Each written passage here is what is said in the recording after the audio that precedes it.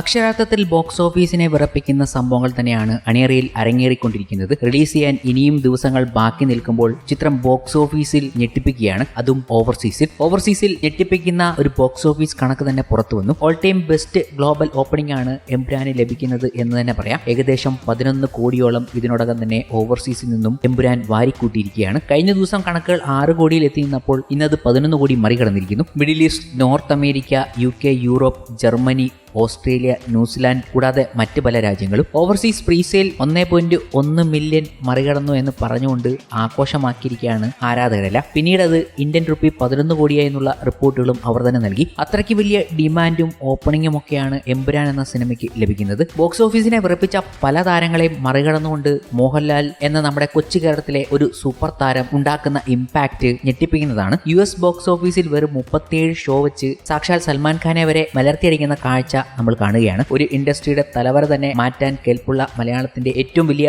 Cinema, പൃഥ്വിരാജിന്റെ ഭാഷയിൽ പറഞ്ഞാൽ ഒരു ചെറിയ പടം. ഈ ചെറിയ പടം ഓവർസീസിൽ മാത്രം ബുക്കിംഗ് തുടങ്ങിയ സ്ഥലത്തെല്ലാം കിടിലൻ പ്രീസെയിലാണ്. ജർമ്മനിയിലൊക്കെ ലിയോയ്ക്കും മുകളിൽ ഷോ കൗണ്ട് വരുന്നു. അവിടെ പല വമ്പന്മാരെയും മലർത്തിയടിച്ചുകൊണ്ടാണ് മോഹൻലാൽ എത്തി നിൽക്കുന്നത്. തൊട്ടുമുമ്പിൽ ഷാറുഖ് ഖാനും ഒക്കെ ഉള്ളൂ. തീപ്പരി ചോദിച്ചപ്പോൾ തീയെടുത്ത് കത്തിച്ച അവസ്ഥയാണ് ഇപ്പോൾ ഉണ്ടായിരിക്കുന്നത്. എന്നിരുന്നാലും ഒരു കാര്യം കൂടി ആലോചിക്കണം, കേരളത്തിൽ ഇതുവരെ ബുക്കിംഗ് ആരംഭിച്ചിട്ടില്ല എന്നുകൂടി. ഗൾഫിൽ UAE, ഒമാൻ, ബഹ്റൈൻ ഒക്കെ പ്രീസെയിൽ തുടങ്ങിയിട്ടുണ്ട്. Opening day presale $396K മറികടന്നിട്ടുണ്ട്. ഏതാണ്ട് 3.4 കോടി. 890 ഷോകളിൽ നിന്നാണ് ഈ ട്രാക്ക് റിപ്പോർട്ടുകൾ എത്തിയിരിക്കുന്നത്. ഇത് വിത്തൗട്ട് ഫാൻ ഷോ ആണെന്നും കൂടി അവർ ഓർമ്മിപ്പിക്കുന്നു. കഴിഞ്ഞ ദിവസം നമ്മൾ പറഞ്ഞിരുന്നു കേരളത്തിലെ ഫാൻ ഷോകൾ വെച്ച് തന്നെ ആരാധകർ ഞെട്ടിപ്പിക്കുന്നുണ്ടെന്ന്. അതിൽ തന്നെ ഇപ്പോൾ തൃശ്ശൂർ എത്തുമ്പോൾ 40 ഫാൻ ഷോകളാണ് എമ്പുരാന് വേണ്ടി ചാർട്ട് ചെയ്തിരിക്കുന്നത്. അത് ഞെട്ടിപ്പിക്കുന്ന ഒരു കണക്കാണ്, തിരുവനന്തപുരത്തിനേക്കാളും കൂടുതൽ. എന്തായാലും പ്രേക്ഷകരുടെ ഈ ഒരു ആകാംക്ഷ ബോക്സ് ഓഫീസിൽ പ്രകടമാണ്. ഈ എമ്പുരാൻ എന്ന ചിത്രം കാണാനുള്ള ആകാംക്ഷ. അപ്പോൾ എമ്പുരാൻ കാണാൻ പോകുന്ന പ്രേക്ഷകരെ കുറിച്ചുള്ള അനുമാനങ്ങളും പൃഥ്വിരാജ് അടക്കമുള്ളവർ പറയുന്നതും വളരെ കൗതുകം ജനിപ്പിക്കുന്നുണ്ട്. താൻ ഉൾപ്പെടെയുള്ള മലയാളികൾ എല്ലാ കാര്യങ്ങളും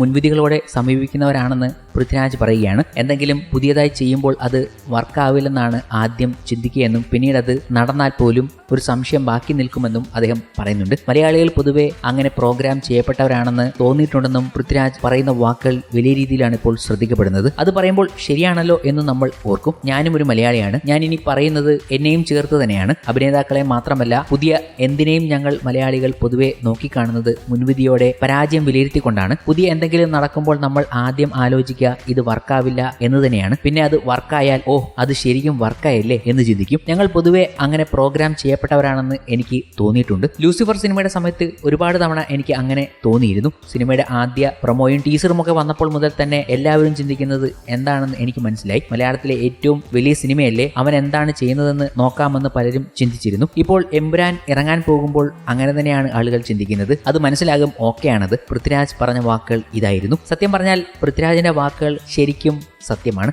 ഓരോ മലയാളികളുടെയും ചിന്ത ഈ രീതിയിൽ തന്നെയാണ് പോകുന്നത്.